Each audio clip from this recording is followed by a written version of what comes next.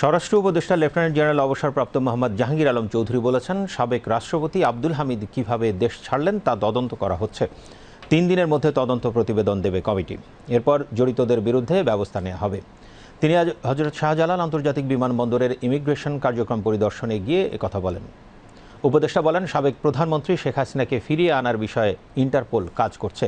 চলমান আন্দোলনের কারণে সাধারণ মানুষের যাতে ভোগান্তি না হয় সেদিকে খেয়াল রাখার অনুরোধ জানিয়েছেন স্বরাষ্ট্র উপদেষ্টা। ইন্টারপোলের মাধ্যমে আমরা তো চেষ্টা করতেছি। অনেক তো জানেন যে এইটা তো ইন্টারপোল তো আর আমার কথার সাথে সাথে তো কাজ করবে না। আমি হয়তো মহিদুল্লাহ যদি সাথে সাথে বলি কাজ হবে, কিন্তু ওইটা তো আর আমার আন্ডারে না। ওইটা তারা সময় হয়তো তাদের আইন কানুন মতো তারা ব্যবস্থা নেয়। সাধারণ মানুষের যেন দুর্ভোগ না হয় এই জন্য কিন্তু আপনারও ব্যবস্থা করতে, সবাইকে কিন্তু আপনারও সচেতন করতে পারেন। সবারই দাবি দেওয়াটা যদি রাস্তা ছেড়ে এমন জায়গায় করে যেখানে জনগণের ভোগান্তি না হয় ওই জায়গায় করতে পারলে সবচেয়ে ভালো। এই ব্যাপারে সবচেয়ে বেশি আপনারা আমাদের সাহায্য করতে পারেন।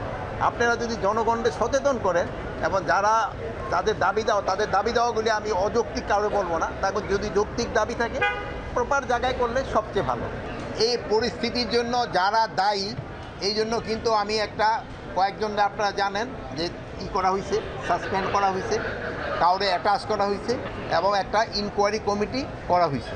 ইনকোয়ারি কমিটিতে মনে হয় 3 দিন কার্য দিবসের ভিতরে তাদের রিপোর্টটা সাবমিট করতে বলা হয়েছে এবং ওই রিপোর্ট সাবমিট করার পরেই যারা এটার জন্য দোষী তাদের এগেনস্টে আইনানুগ ব্যবস্থা নেওয়া হবে।